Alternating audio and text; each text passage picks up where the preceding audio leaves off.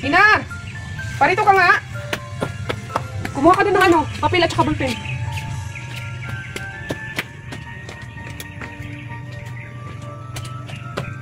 Tinaman mo. Oh, mutang ka doon kina Aling Puring kasi wala tayong ulamin. Tapos ano, mga ricados. Sabihin mo sa sahod na lang ng papa mo, ha? Oh. Bakit ganyan na naman ang mukha mo? Ibigay mo lang doon. Alam na nila yan. Sabihin mo na ano, sa sweldo na lang. Utang na naman si mama. Ayoko na ang Ay nako, huwag mo akong anuhan dyan, Kina. Mayos ka.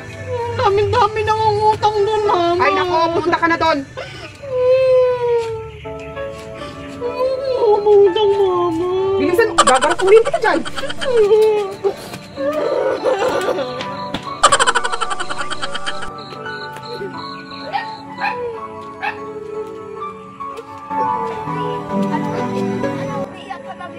Pinapautang po ako ni mama pa.